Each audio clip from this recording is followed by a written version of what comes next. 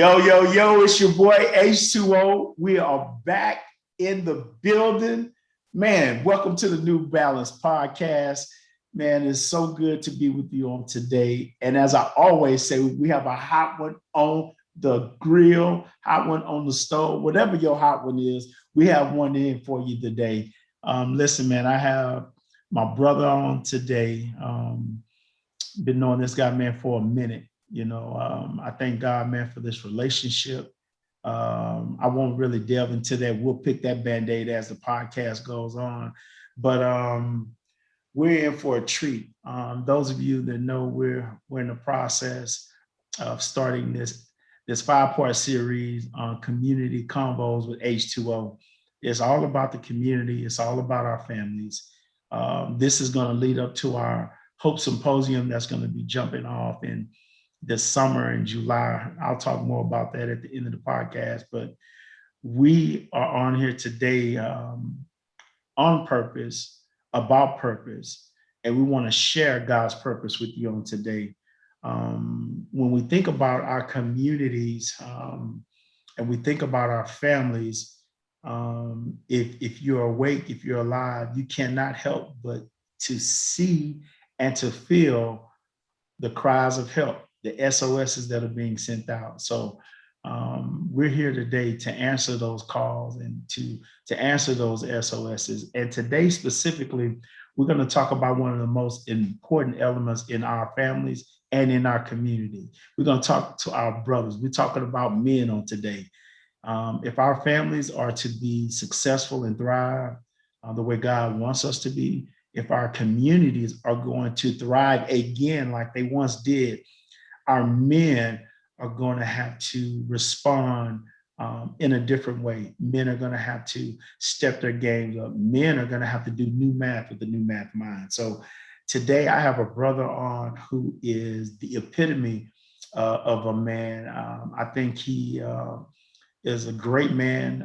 I know certain things about him. I know, first of all, he's a man of God. That's first. Secondly, he's a family man. He has a wife and kids. He loves his wife. He loves his kid. And I knew him before he even had kids. And even back then, he and I, we went to the same church. We served in the same community.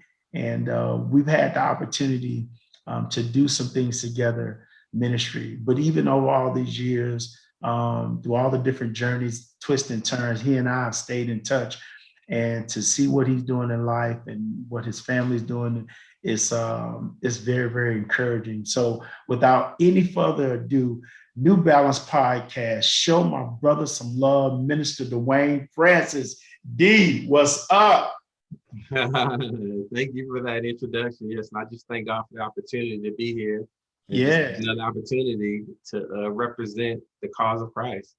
Absolutely, man. You and I, we've had a chance to talk a little bit here over the past week or so. And it felt like we did like a 18-year rewind to get caught up, man. And one of the things I love about our conversation, there were many things I loved about it, but one of the things I loved about it is to see the parallel of things that are happening in your life and my life. And without a shadow of a doubt, you have to know that it's because of those things that we've been exposed to and the things that we have put into practice, right? I would say there's nothing so special about you and I than any other man, except this fact. We know who our God is, we know who we belong to, and we take him at his word and put these things into action. And so one of the things that needs to happen in our families and in our communities, we need to go into action like never before. Everything else, everybody else is going into action. But when it comes to us, and I want to be explicit, I know I have multiple viewers watching, and I thank God for all of your support. But right now, I'm talking specifically to the African-American community. When we look at the ills, when we look at the woes that we see, man, there are a bunch of potholes. We see the foundation is cracked into pieces. And a huge part of it is because men are just simply out of place. So on today, man, I have a man that who's definitely a man of the community. He spent a lot of time in the community. He still spends time in the community today. So I just want to jump right in, D. If you could start with just one or two things that you see where men have allowed slack to be in the line, if you will. What are some of the things that we can address to make us better as men, right? And I know everybody knows that follows this. This is a faith-based podcast. So yeah, we're believers and we're supposed to be believers. And you need to serve God. You need to be in church. You need to be a man of the word. And those are all important. But that is not the only thing um, that we're to do to have the success that God says we should have. So, D, what are some of the things that you see, and some of the things, some starting places, some areas where we can put some focus and get to work on? All right. So it begins in the house. Okay. So I believe we are charted with being men, starting in the house, being examples and being builders of men, starting in our own house with our own family, with our own sons and daughters. But since we both have sons and daughters, Brother Harry, so we understand that we have to take care of both. But we're talking about men right today and building men. So I believe that we have to be doers, meaning that we don't start and build our sons with telling them do as I say, not as I do. The sons are going to do as you do. Absolutely. They're going to do as you do. So we need to be doers in front of them, meaning being the example, showing them, how to be earnest, showing them how to be family men, showing them how to be a representation in front of the family, showing them how to treat their sisters that they have so they can understand, for an example, how to treat women. It's all the building process. It's like a building block process, the way I see it. When we had those Legos that we played with as a kid, right? Oh, absolutely. Absolutely. You Yes. started with a red Lego, then a yellow Yes. Lego, then a blue Lego, right? You forge those Legos together, right? And before Right. you know it, my brother, you have built something nice. Yes. Going step by step, brick by brick, Lego by Lego. Wow. Wow, D, I love that analogy. So let me delve into that even more. So you said it starts at home. It starts at, well, let me be specific. It starts at your home, right? It starts at Absolutely. your home. And you mentioned that, hey, you have son, you have daughters. And when you're talking about men, you and I both know there is so many current redefining or redefinitions of what manhood is, right? And so, how do you know, D, like what is the blueprint for being a successful man? Like you said, you starts at home and starts in your home, but even starting in your home, is it just a free for all? You just do whatever you want to do. You haul off and do whatever, or do you function from a blueprint, right? And if you function from a blueprint, what is that blueprint, Dwayne? Absolutely, yes. So so I did function as a blueprint. So before let's just take it back a little bit. Before I became a man of God, a man of Christ, the blueprint was my father, right? The father was in the house. So he was my blueprint until Yes. he taught me, my mother taught me, and brought me to the knowledge of Christ. Then my Lord and Savior Jesus Christ became the blueprint. Ah, That's the blueprint. So that's the blueprint that I followed from then on. So then I took that blueprint, and the roadmap of the blueprint, of course, was the Bible. I don't want to right. use a cliche, but let's just use it, the Bible, Bible, That's basic it. instructions before leaving this earth. We That's it. church boys, so y'all gonna have to forgive us because we're gonna come Absolutely. back and we're gonna be using phrases that you probably heard from years ago, but they still work today. They You still know, work today. just like the Yes, blood sir. in the cross still works. But I'm not here to preach to you today, so I'm not going to get into that. But so I use that blueprint. Okay. And then it goes back to, like I said, the building blocks and building from there. So I saw the Yes. things that my father did. He taught me, value. He taught me hard work. He taught me how to, to have, morals and ethics that we always talk about. And he taught Yes. me how to build character, and not only by teaching, but he taught me by example, right? So then Yes. when I took that, then I took the word of God, and then I started using the ultimate example, which is Jesus Christ, and the word of God, and started using that example because us as men, everybody has to have somebody that they follow, right?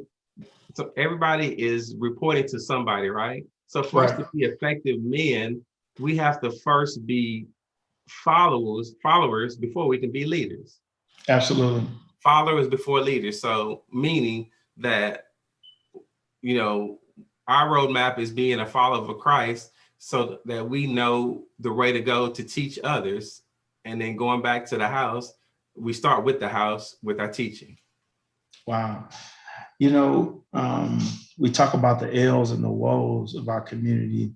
That's one of the number one factors. When you think about uh, 45 years ago, the climate and the culture of community was the father was at home. Um, our fathers were at home. Um, you still had grandfathers that was in the mix. And so when you look at the family dynamic, God's blueprint was in effect. Now, we understand the speed of life was totally different.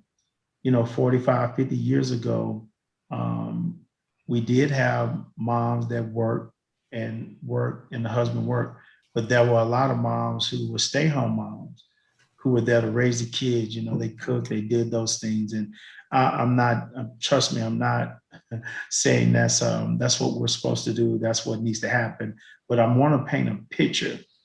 See, if we want to ever find out how to fix what's broken, we have to go back and look at what was working. So dad was at home.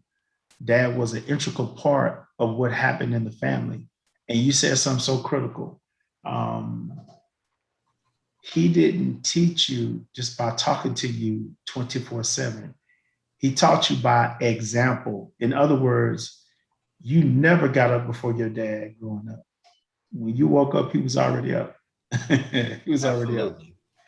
When you got up, you know, he made sure that you had some things to do. Now, back then, we didn't know it. We called it, we deemed it, hey, these are my chores, right? But you don't even understand that all of those, you talked about training. It was training you back then so that one day when you have your own family, or even before you have a family, you just be on your own, that you can function in life.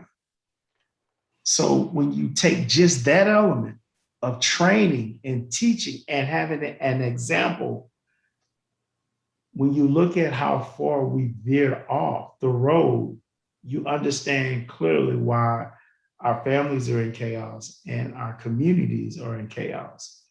Because we live in a day now, doesn't even matter whether younger, older, nobody wants to submit to anybody, even in the house, right? You have sons rising up against fathers, daughters rising up against mothers.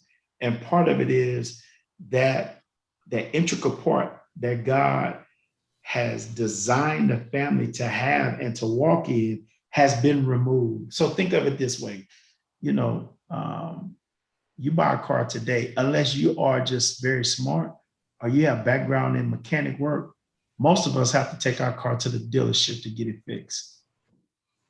It's just the day of the shade tree mechanic is very far. It's very few. And I was looking at my car was acting crazy. And I'm like, man, am I gonna have to get rid of this car? Man, I don't want to have to do that. Man, when they went in and diagnosed it, it was just a little module that caused this powerful entity to act out of character. And so is it in life with our families. We take this small module of God's original plan for the family. When we remove it, the whole family unit and the whole community unit, it acts out of character. It's a small thing, but it's the most important thing. So today we want to talk about how do we get back to the small things that make us successful and that make us credible, right? Our communities up in uproar. You name it, it's in our communities, right? So it's important for us as men to understand what the small things are that God has asked of us. Now, D, I want to ask you this. Now, obviously, I know your dad's been around your dad a bunch of times, man. We broke bread together, eating at the table. We've hung out, watched football, all those different types of things. Now, what I want to do is I want to twist here. One of the things that, my pops, he wasn't in my life like that. So I didn't have a dad in my life. Now, with that said, I thank God that he raised up surrogate fathers to make sure I had and got some of the things of manhood that I needed. So is it safe to say, or is it fair to say, D, you having a father in your home and then me not having a father in our home, are the chances of us having the same life? What are the chances of it? I'm just talking in the natural now. What are the chances of us both ending up in the same place if we don't both have the same playbook? I want you to talk to that because I'm going somewhere with this, right? Whereas you had your pops, he was there, you saw the model. Your mom, she partnered with your dad, they did what God said in terms of you. But you look at a person, not where I am now in life, but you look at the same person who had a mom, a family, but you remove the father component there. Like, what are the chances, right? If you're giving both of them the same playbook, how are they going to end up in the same place? How do you speak to that? What are your thoughts on that, Dwayne? All right. So unfortunately, even studies and statistics prove that when you have a person that you compare to that has a father in their life and that mentored them and brought them up versus a person that didn't, the chances are lower with the person that didn't have the father, unfortunately. I Absolutely. can't speak to that point, but I mean, the studies and the facts just prove it. Now, the only way to change that or offset that, there's a way to still win Yes. when it's not stacked up, just like an athlete. And Yeah. we're big sports guys, so let's use basketball and football as an example. We all were born a certain way. Some of us were born, 5'9", 5'10". Some of us were born, 6'5", 6'6". Okay, there's a big difference, right? Just like in the difference between a person with a father and not with a father. But there's advantages and there's things that you can do to offset or mitigate that with the height. So in basketball, for instance, the shorter person may be quicker, right? So they can offset the height of the other person. Right. So to parallel that to the conversation that we're talking about, you can offset things. Number one, sometimes you can offset it with that strong mother in the house that takes that role. Bingo. Right? And she Bingo. can, to a certain extent, help to balance out the differences. Okay. Mm-hmm. Number two, we go back to why we're here, being faith-based people. When you bring God into your life, he will definitely 100% offset that. And he can make up the difference between what you didn't have or what I didn't have in that situation. Absolutely. And that's the key to making the balance. Yeah, man. Oh, man. I love it because he tells us, hey, look, I'm going to be a father to the fatherless. And my reason for really, I want to take the time to talk about it is because I want to remove every excuse. If you be honest, when we look at the landscape of our families and our communities, um, it's a shame to say it's full of excuses of why it's not what it should be. And on today, we just, as men, we're going to take responsibility. Hey, part of being a man is you take responsibility, good, bad, and ugly, right? You make a great decision in the family and the family benefits from it. You're like, yo, hey, dad made that decision. But you also need to take the responsibility of when you led the family astray or when you made decisions that have been detrimental to the family. You need to be the same guy, the same man. Say, you know what? Daddy blew it.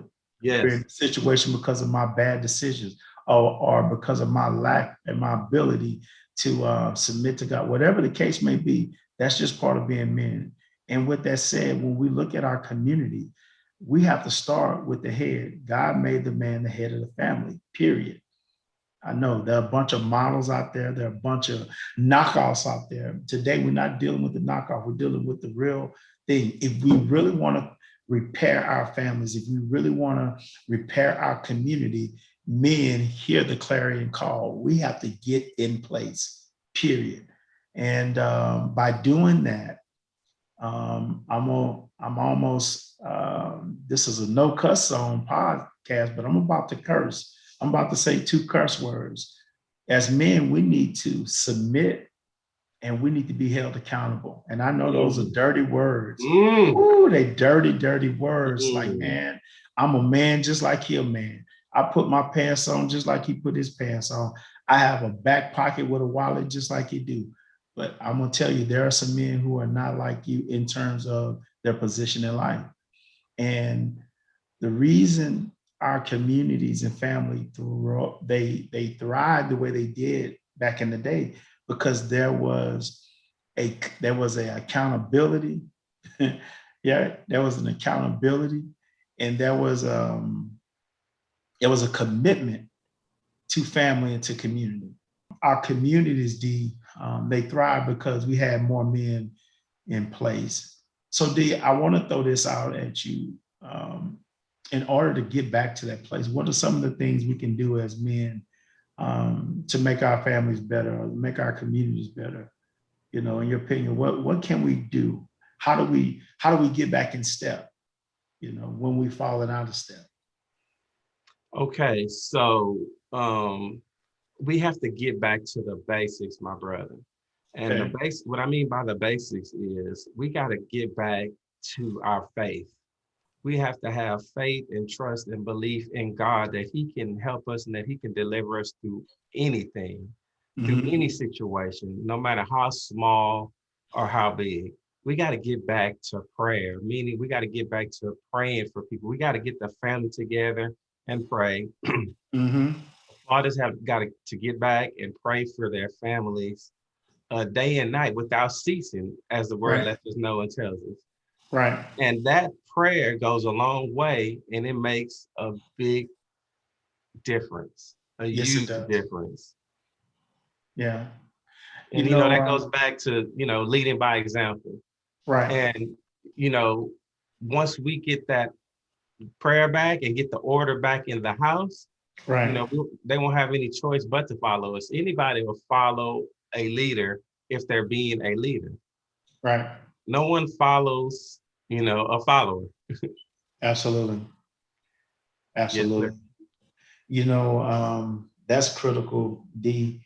Um, I remember because my pops wasn't in the picture. And my mom, she was both.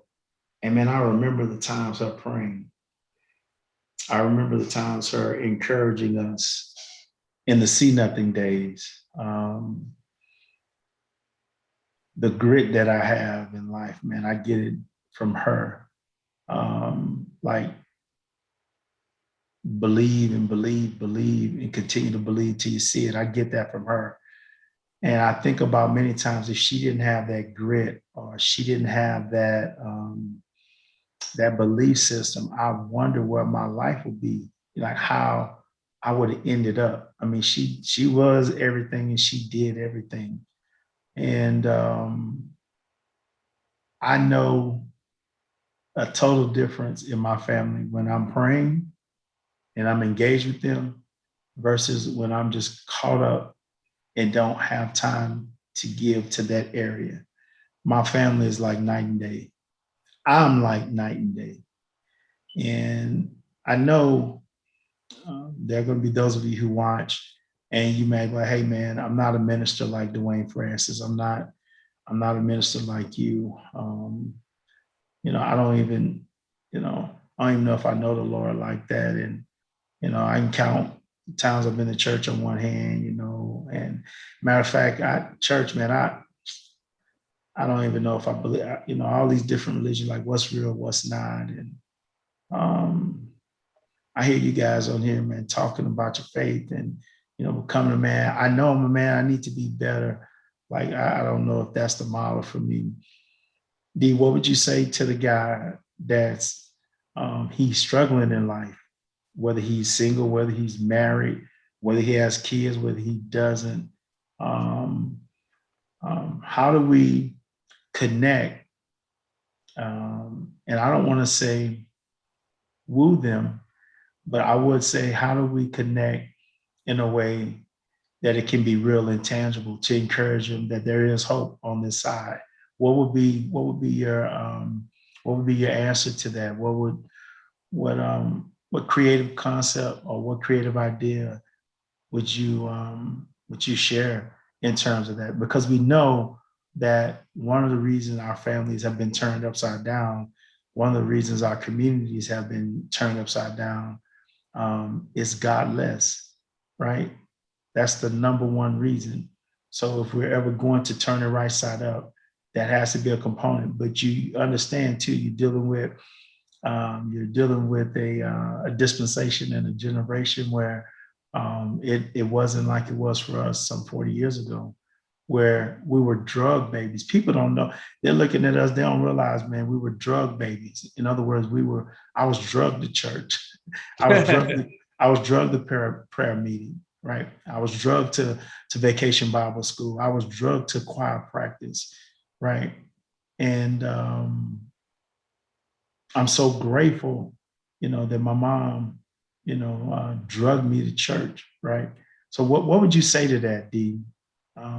Because I don't want to be, I don't ever want this podcast to be so one-sided and so it's insensitive. Like, hey, man, you church people, man, y'all get on there and talk about all the great answers and what's right and wrong, but man, you don't know what it's like out here. And I don't want that to be the case, because I know what it's like to be outside the will of God. I know what it's like to struggle. I know what it's like not to be in place. I know what it's like to be disconnected from God, right? And I know what it's like when life is on top of you and you trying to get life off, right? But I was never able to get back on top of life until I had this relationship. So what is the bridge to help me, or help whomever is watching this podcast doing? Okay, well, there's a lot of examples, right? There's a lot of great men, but that's why we're on here. That's why we're on the podcast. So I guess my answer to that would be is just look at us, use us as example. Dwayne and Absolutely. Harry. There's a stigma that there's no good men left. Oh, There's wow. a stigma that there's no good, true men of God left because of the Absolutely. examples. Absolutely. Yes, sir, because of the examples that we have on TV. Without going Absolutely. naming names, we know who they all are. You see them on Right. TV, you click it on, every day when you look on YouTube, when you look on podcasts, and you can look with the eye test, and you can pretty much tell who's really uh, being what they say they are, and Absolutely. who the true men of God are. So I would say just take us as an example. Right. And then if you want to get to give you a biblical example, look at Abraham. Absolutely. Abraham was a great example. He He was was. the father of many nations, and he did what we're talking about on this podcast. He led the family, Mm-hmm. and then he led the people. Then he led his people. He led his own children, Right. and that's how he got that title, the father of many nations. Right. So he led by example. He led by doing, by being what we're talking about being, by Right. showing it, not just by talking it. And then he Right. was a very blessed man. And then not only was he blessed, his family was blessed, generations were blessed. His children and his children's children followed that example that we're talking about. Absolutely. Oh man. I love that. I love that. I love that. Let me tell you why. Um, don't don't worry about so much as how you began. You need to focus on how you're gonna finish the story.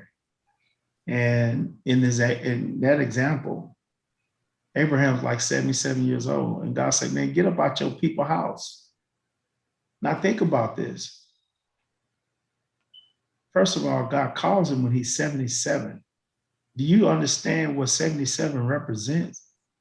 He done already worked at the plant 40 years. He done put his time in. He retired. He chilling. He's on the other end of life. And then he gets this call. Now, let me be specific when I talk about the call. There are men of God who have a call to be a pastor, to be a teacher, to be a minister, like you see with us, right? In this moment, I'm not talking about that type of call. There are other types of calls, right? You could be called to be a leader. You could be called to be a servant leader. You could be called to be a community leader, right? We look at Martin Luther King. Not only was he one of the greatest preachers, but he was also one of the greatest community leaders that we've ever seen. It's over 50 some years, and we're still talking about the impact that he had on the world, not on just the Black community, but on the world. So there are many callings, right? So it wasn't enough that God called him. This is what I want you to see. God called him out of something into something. He told him to get out of his father's house. Why? His father was an idol worshiper.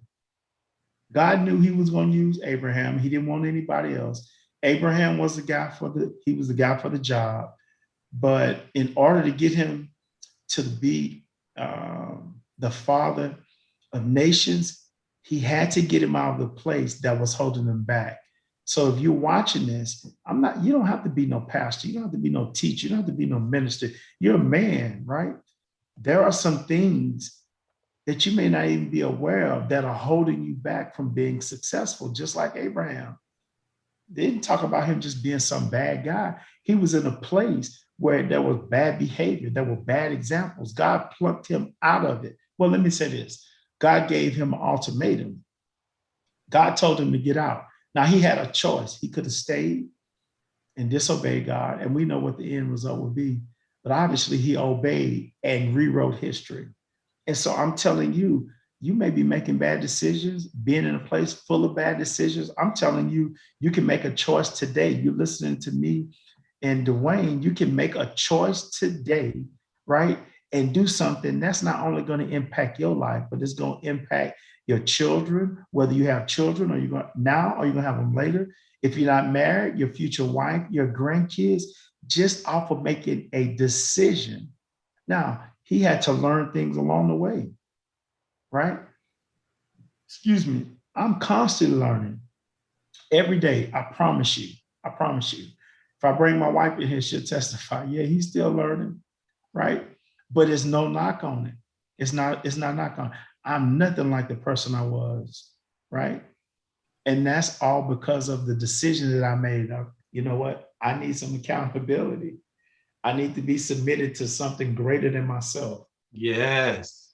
So in doing that, you're like, that's going to help our family. That's going to make our community better. Absolutely.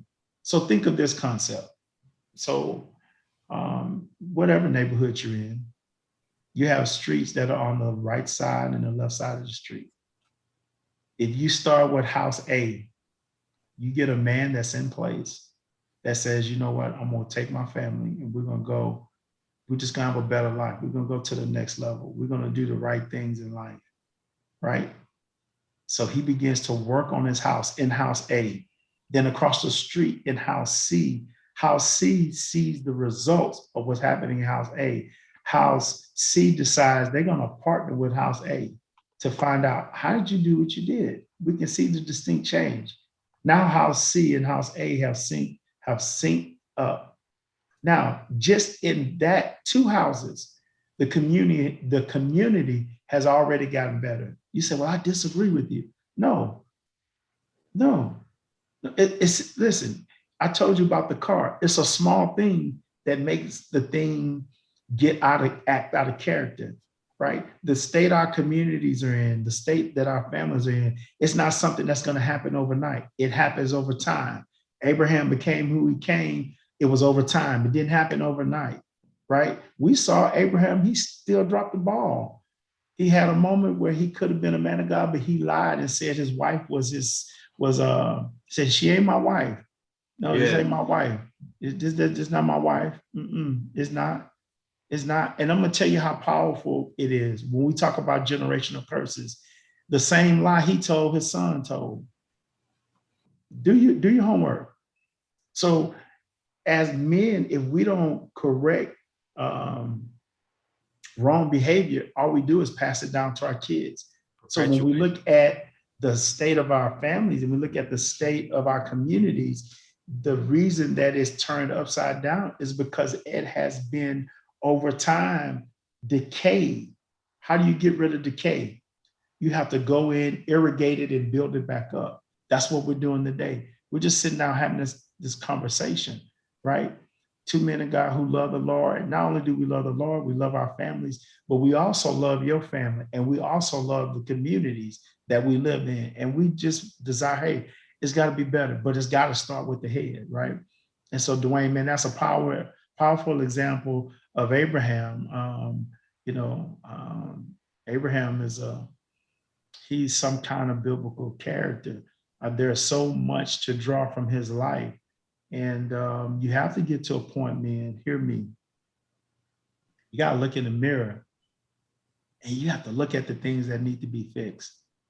It's no knock on anybody. Dwayne has to do it and continues to do it. I have to do it. Absolutely. I continue. And there's some things right now that, man, when I walk in my bathroom mirror and turn the light on, I don't know about you, these things are sitting right there. And it's like, I know I got to keep working on these, because if I don't address these, it could have the potential to offset, throw my whole family off track, me off track, all the things that God is blessing us to do in the season. It is not worth it, right? So when we talk about the families in our community, this is going to be a big ticket. Now, I really don't want to delve into this deep like this, Dwayne, but I do want to touch it. Now, however you feel about it, whatever your position is about it, I respect that. But when I look at the number of Black young men who are losing their lives at the pace that they're losing their lives, I already know fathers they're out of place. Men, they're out of place. Boys are raising boys. When I look at our communities, if you be honest, there are people that live in our communities that are straight up afraid to live in our community. The community is a safe place. It's a place where you can grow. It's a place that should be you can find trust. It's a place, if I am down somewhere, and I could get some upliftment in the community. That's what the community once was.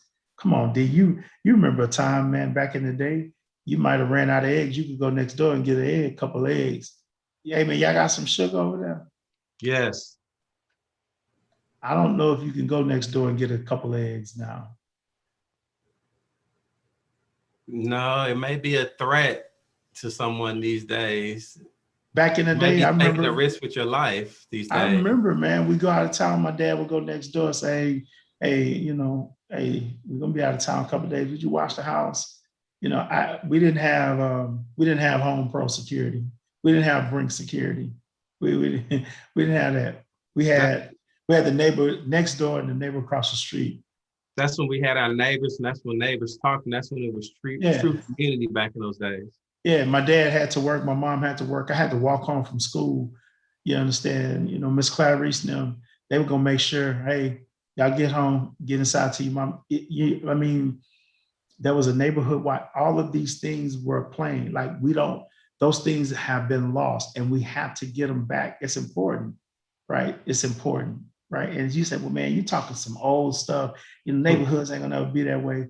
Well, if you want to continue with the mayhem that's happening, you're absolutely right. But if we want some peace, if we want that to be a distinct difference, we're going to have to do something that's totally different, right? So D, when we was young whippersnappers, we spent a lot of time going to hoop, hanging out, being an example to younger boys, right, who looked up to us. Man, we would go get them in the church van. You had a truck, you go pick them up in your truck, man. We had our car, we go pick them up, and we spent time with them.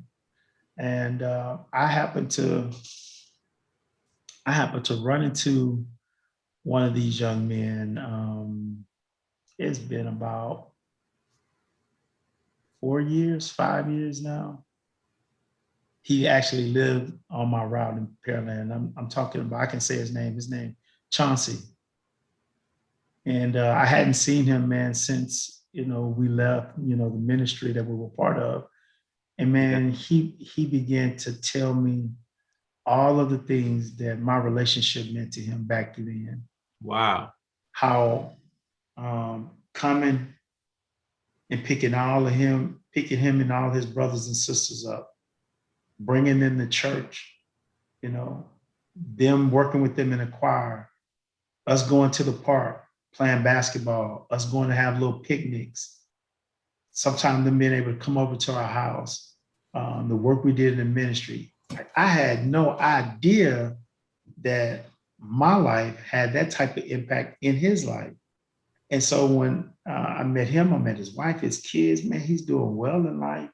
And for him to, share, I was so glad that he shared that with me.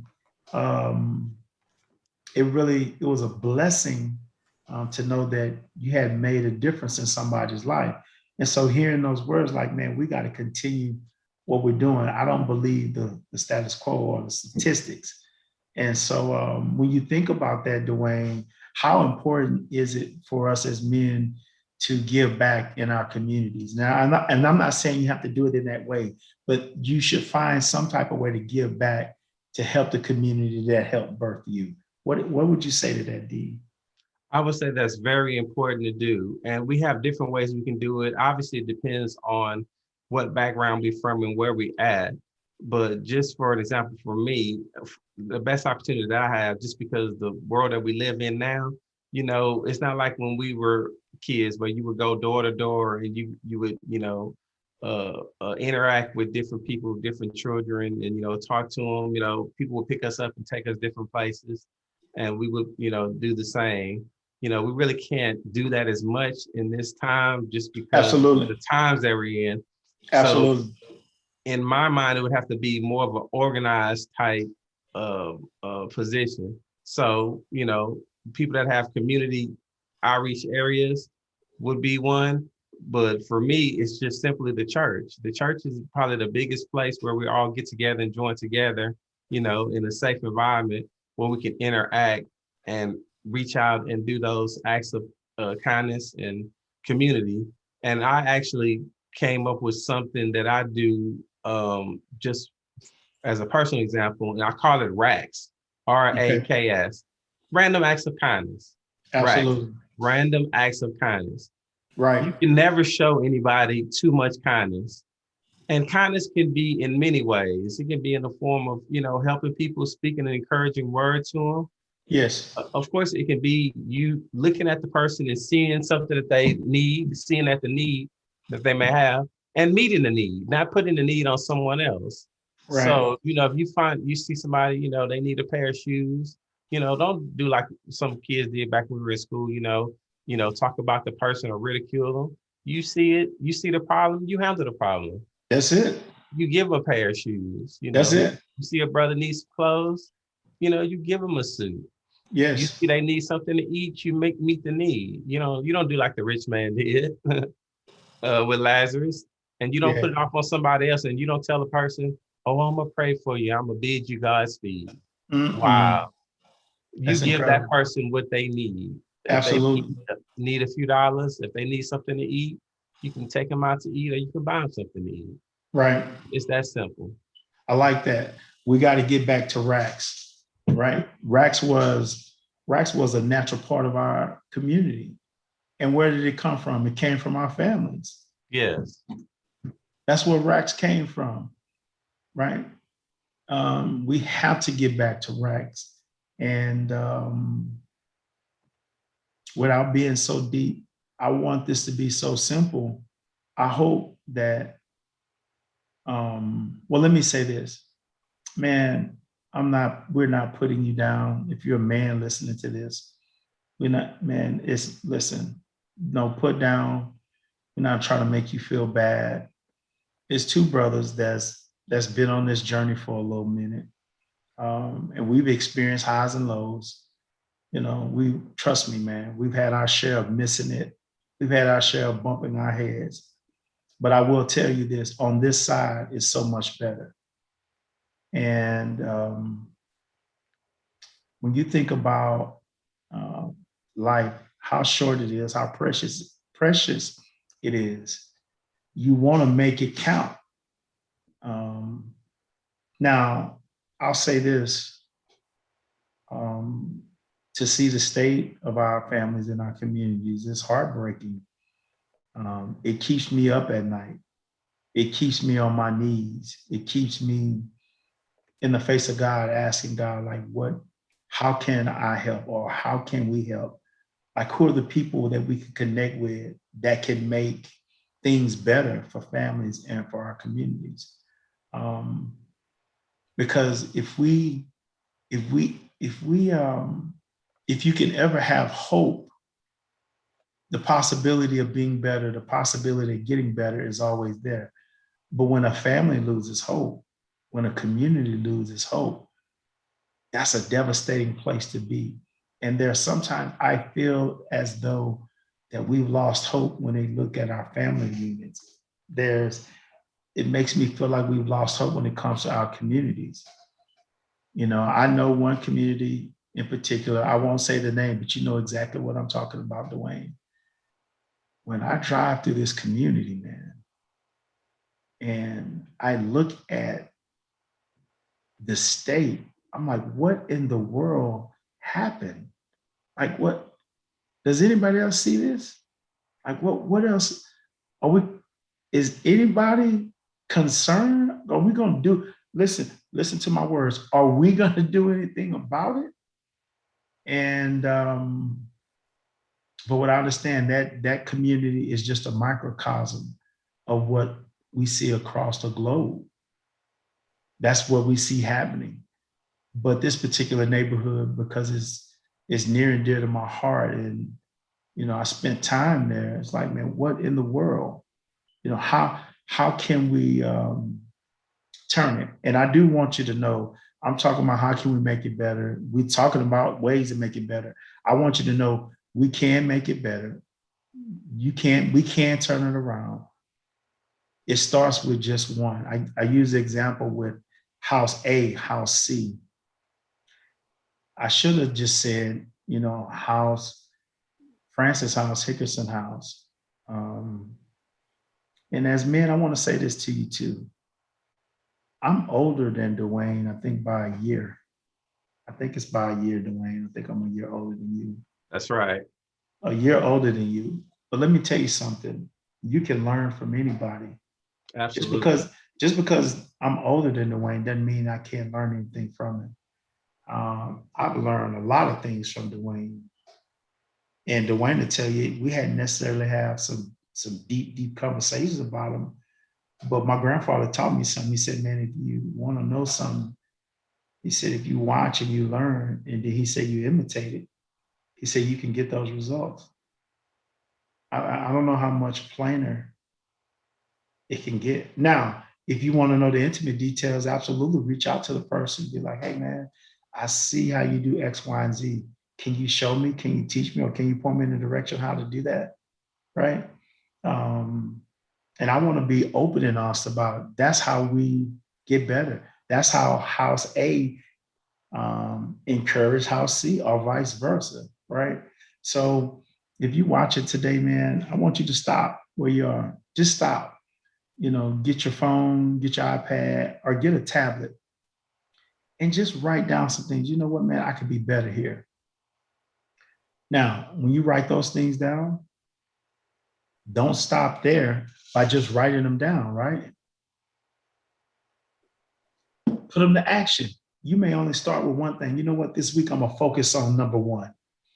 Every day I get up, man, I want to scratch this off my list. Before you know it, man, I'm on the number two, whatever your list is. And you'll look up in a year, you would have worked on 5, 6, even more things that were just laying stagnant in your life, right? With no forward movement. But I promise you, if you stop and take a look at it and apply the principles, I'm telling you, you can look up and be in a different place. I believe there are men watching, they want to be better. Sometimes, man, we just need somebody to help us, somebody to walk along with us, right?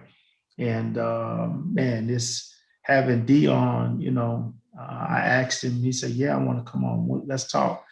I think this is a very important subject that we need to talk about.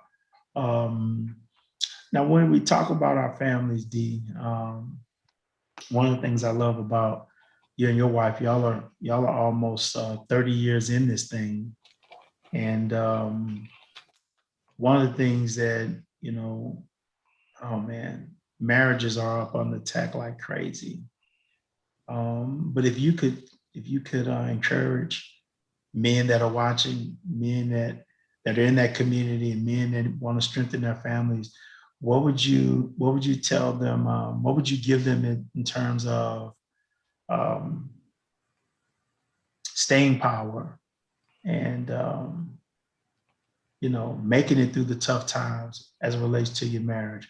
What would you say to somebody, Dwayne, viewer that's watching, who may be like, man, I'm about ready to throw the towel in. I can't go another round. I think I made the biggest mistake in my life, man. It's not worth it. What would you say to a man that's like, man, this marriage stuff is whack. It ain't for me. What would you say to him, D? Okay, so I would cite the instance in the Bible where God commands us to treat our wife as I treat myself, as we treat ourselves. So every time you make a decision regarding your wife, think about, would you do that to yourself? That's good. Would you do it to yourself? Number one. Number two, we got to forgive. Oh, There's man. a lot. Yes, sir. We got to forgive. There's a lot of unforgiveness in relationships that cause them to wreck, to crash on the rocks. We have to let those things go. And we got to understand that we can't change that person. A big problem is that we try to change one another. We were not brought together in marriage to make that person that the way that we wanted to do, to form them. Right. We're to come together as a team and form together as one unit, one united front against the world, against everybody else. Right. Okay. So anything that you may have in your heart that you're holding against your wife, she doesn't look the way I want her to look. She doesn't do the things that I want her to do. She doesn't cook. She doesn't do this. She doesn't do that. She doesn't make enough money. She doesn't look good enough. All these things that may be coming into play in your mind, you got to let those things go. You got to let that person be themselves. And you got to understand that. And then we also got to talk about, being yoked together. But I'm assuming that we're already yoked together, being the same as far as in the faith. But yes, we got to understand that she's not perfect and you're not perfect. Right. Let me say that again. She's not perfect and you're not perfect. Don't have a perfect expectation of her when you're not perfect, when you can't provide. Oh, man, that's powerful right there, D. That's powerful. Ooh. 1 minute. So again, anything that you feel that you can't hold yourself to that standard, don't hold her to that standard. And if she makes a mistake, forgive her. Forgive her, because you will want the same forgiveness. And then to go back and cite the Bible, remember, your heavenly Father will not forgive you unless you forgive. So Second Peter, come on. Yes, so that's the principle behind it, but it's got some common sense behind it too. The way I explained it. Yes, sir. Yeah. Back at you. Yeah, man. D, listen, man. When I remember the day that I heard and read that scripture, I said, okay, you don't want to forgive her. I'm shutting your prayers down. It was, I will hey, not hear your prayers. it's a So you wrap. shut yourself down That's it. by that. So if you think about it, you're hurting yourself. So That's you it. shooting bullets and arrows at her as an example. That's You're it. shooting them at her, but you're actually shooting them at You shoot yourself. it yourself. So why would you want to destroy yourself? Right. He done already told you, bone of your bone, flesh of your flesh. What, like, hey man, listen, God is, man, God is so just. And sometimes, man, you have to pay somebody almost to misunderstand what he's saying to us. But I do understand this, D. When all that erroneous information gets to us first, like, hey, you make all the decisions in your house. Your wife do whatever you tell her to do. You don't tell her how much money you make. You go when you want to go. All she needs to do is cook and give you sex whenever you want it. Whatever you say, you do. My money is my money. Your money is my money. Don't you touch my phone. That's my phone. That's my phone. You can't How have dare you ask for my password? You stay out of my business. Stay out of my business. What's wrong with you? I'm gonna go down here with the boys. You better be here when I get back. What you mean you're gonna give Pastor an offering? No, we ain't giving Pastor nothing. Pastor already doing good. He drive a Cadillac. He already doing. He don't need our money. Huh? All of these erroneous things that have been passed down, that stuff needs to be broken. It needs to go. It's got to go, man. It's got to go. You might say, "Oh man, you meddling." No, I'm not meddling. If you want to have the life and life more abundantly, the abundant life, it's on this side. There's some things, there's some behaviors, there's some things we've been taught. We gotta lay that stuff aside. It's killing our community. It's killing our families. And all we're doing is raising up little mini-me's just like us. You know, we have to deal with it, man. And we're passing, and I'm sorry to cut you off. No, go ahead. And we're passing on things in the bloodline. Yes, we are. Okay. We're passing on generational curses when we do those things that we ought not do. We're not understanding those things are literally passing through the DNA. You know, they are.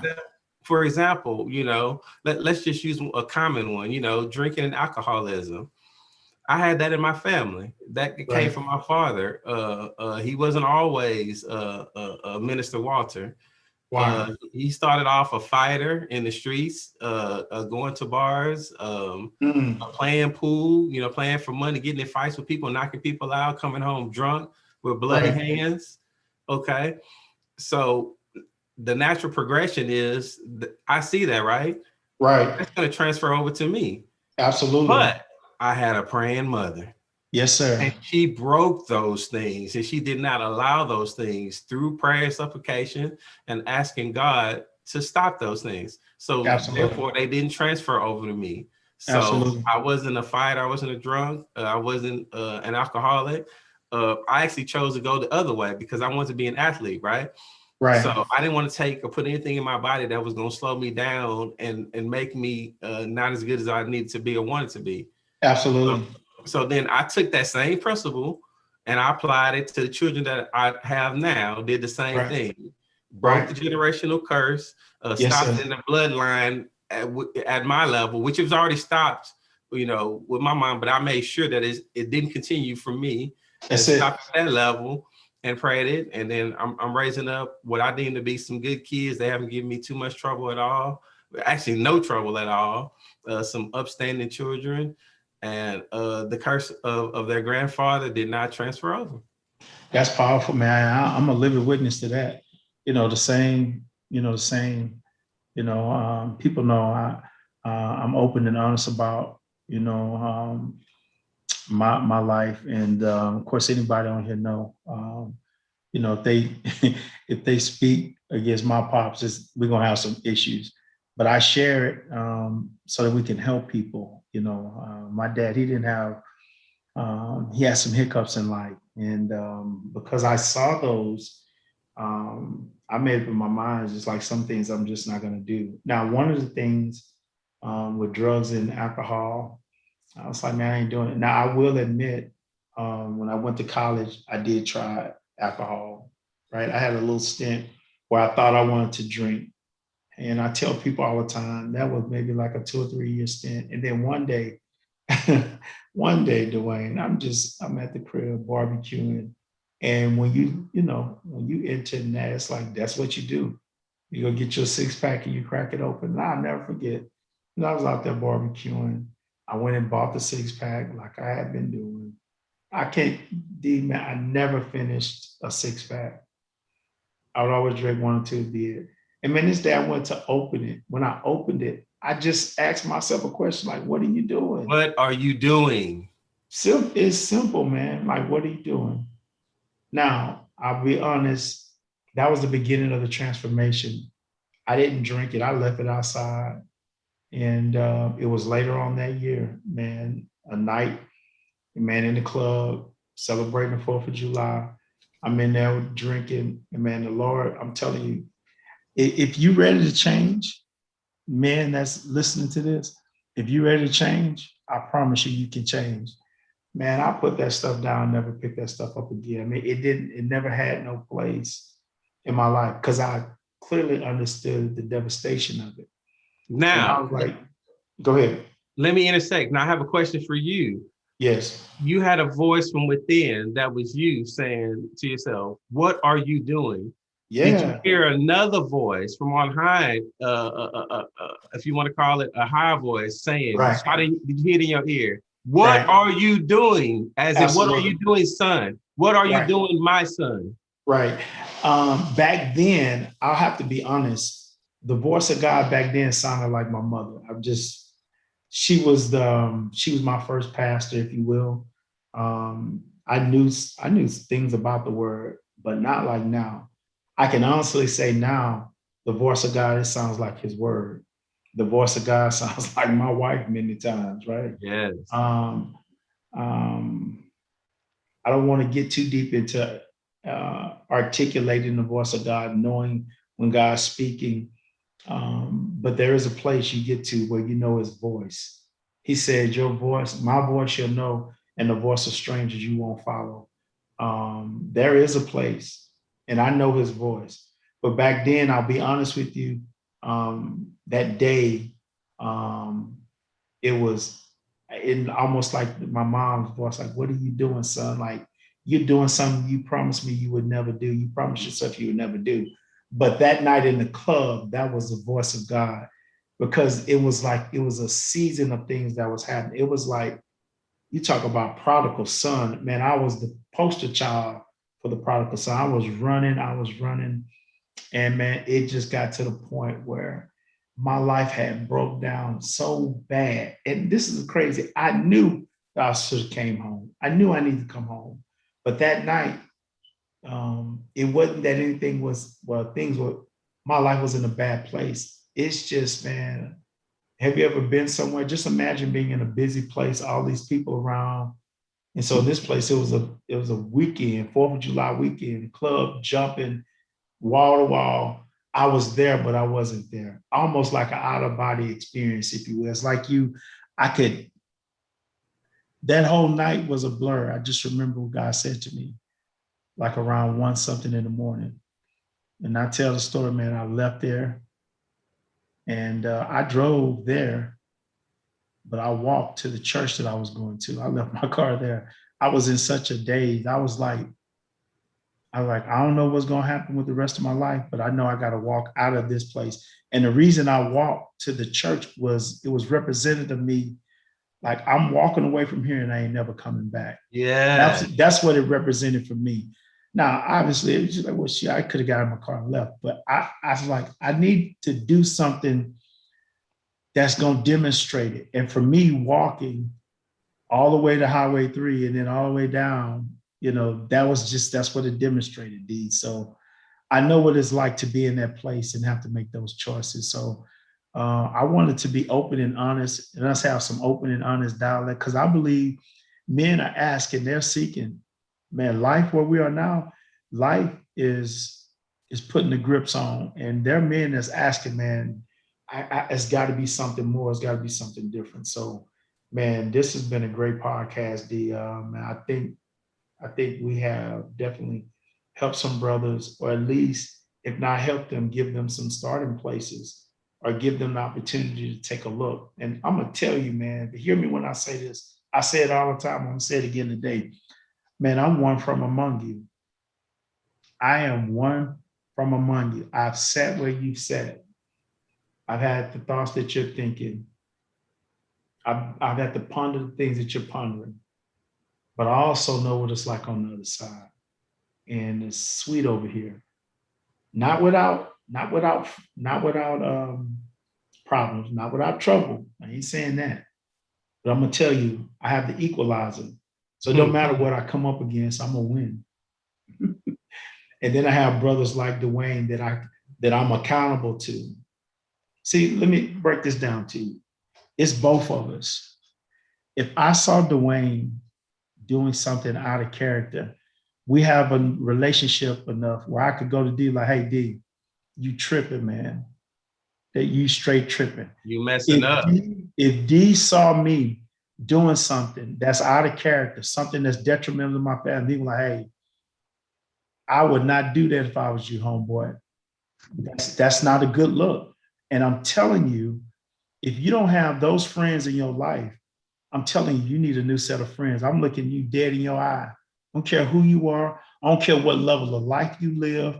I don't care if you're the president or if you wash cars. If you got those type of people in your life, you need to get rid of them. And I don't care if they're family. Doesn't matter. Your life is down. I'm telling you, your choices are examples of it. I'm telling you, if you want to change, you're going to have to make some tough decisions, and it's tough. Now, and when I say cut people off, I have to be specific too. There are some people that just mean us no good. You have to cut them off. Now, I think sometimes there are seasons, because I also believe this, that in your fear of influence, I know one or two things are going to happen. Dwayne will attest to this. You either going to draw them or they're going to draw you. Oh, yes. It's one of the two. And that's so all I you know got. That's all you got. And so I know this much. I know this much. If I'm in a relationship, if I'm kicking it on, if I'm in these places, I know one thing. I'm going to be the influencer. I know that much. I'm just saying, just think, man. Just think.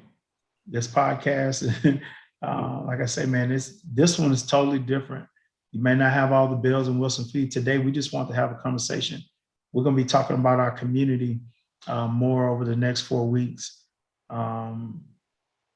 We have the Hope Symposium coming up in Palestine, Texas. I'm so excited about it.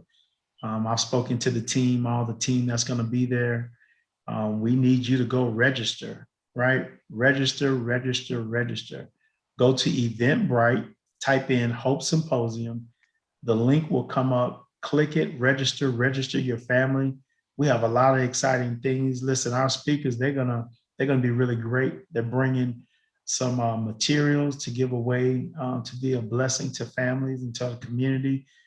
We have so many things going on, man. We're giving away hope baskets, right? We're giving away hope education baskets for our kids. We're going to give away 2 scholarships to graduating seniors. We understand what it's like when you graduate, you're getting ready to go to school. We understand costs. It costs to go to school. So we say, hey, we want to be a blessing to families and to these kids. So God has blessed us. We're going to sow 2 scholarships into families. And then it's a time where we're just going to strengthen one another. With this pandemic and all the unrest that's in the world, it's time for us to come together and say, hey, man, I see you. I feel what you're going through. I just want you to know that somebody cares about you. Somebody's thinking about you. Somebody's praying for you. And if we can help you, we're here to help. And this is the help, how we can do it. It's going to be a great time. If you're anywhere in East Texas, if you're close, we would love to have you. you don't have to be from the Palestine community. If you live in a community and you want to come, you can live down here. You want to come that weekend? Hey, hit me, call me, text me, DM me, send me an email. I can get you the information and we get you set up down there. It's going to be a great time. And we know God's he's going to help some families that weekend. So once again, man, to my brother, Minister Francis, man, I appreciate you being on. This definitely won't be our last time. And a lot of things, D, that we used to do, I have some creative concepts on how we can do some of these things now to be a blessing to some men. My heart goes out to men, man, who struggle and don't know what to do. And so we want to help you know what to do. And I'll encourage you with this and we'll get off of here. Sometimes I know you may not have the answer. You're trying and it seems like your trying is unsuccessful. I want to encourage you, when you see the life raptor, no, let me say it this way. Stop passing up life raptors waiting on the boat to come save you. You're passing up life raptors waiting on the Coast Guard. Don't let that go over your head. That's profound. The help that you need, I promise you, it's in a life raptor. It's a different type of faith to grab the life raptor and have someone or somebody pull you in. The Coast Guard boat is a no-brainer. And many times we're waiting on that Coast Guard boat. If you've seen the movies and man, you see the work that Coast Guard do when somebody is in distress, they are trained, they're thoroughly trained. It's incredible. But this is not that type of capsule, this capsize. I'm talking about somebody that's been cast away, like the movie. You've been in this place a long time and you decided, man, I ain't gonna die on this island. I'm gonna get on this raft, this makeshift raft, and I'm gonna try to make it. But sometimes in that trying to do it, the raft falls apart and you find yourself in the water. You even find yourself drowning. Today, this is a raft being thrown to you. Grab it. I dare you to reach back. See what happens to your life. You know, D, man, I we get on here, we'll talk all day, but is there any closing words or remarks, D, you want to leave with our brothers? And before you say that, D, I just want to say to all my sisters that do watch, know that we are praying for you. We're praying for your family. If you're married, we're praying for your husband. We're praying for your kids. God's concerned about your family. And I want to keep reiterating, my brothers, if you're watching this, man, this is no put down. We don't think any less of you. I'm just telling you, I know what it's like because I've been there. But I also know what it's like on the other side. And there's so much sweet over here. D, give us some closing thoughts, man. Well, first of all, I just want to thank you for giving me the opportunity to have this talk with you today. Absolutely. And I just want to thank God for giving us the opportunity, the strength, and just to see another day through all things we've been through in our lives and our family. Oh, yeah, man. Everything that we've been through in 2020. And it's just a blessing to be here and to be amongst the land of the living, like the old deacons used to say. Yeah, man. But my final thought is just this word that just keeps sticking out in my head, and I bring it up all the time when I talk to people. And the word is be doers, right? In everything that you do, just be a doer, be a leader and be a follower. Do what you say you're going to do. Yes. If you can't do it, don't say that you're going to do it. Don't make promises to people that you can't keep. That's it. That's it. That's it. So I'm gonna tell you, boy, we serve a promise keeper. He gave. Don't even give me. Let me. I said we were closing. I don't want to touch it. We'll be on here another 30 minutes, D. We'll be on here another 30 minutes. Yes, sir. But this has been great to kick off our community convos with H2O, my brother D. D Francis on here, man. I'm so glad to have you, D. As we always say on this podcast, it's strength for today, sustenance for tomorrow. And no matter who you are in life, all of us will find ourselves in need of a new balance. It's your boy, your potential conditioner, H2O. We'll see you when we see you. Peace.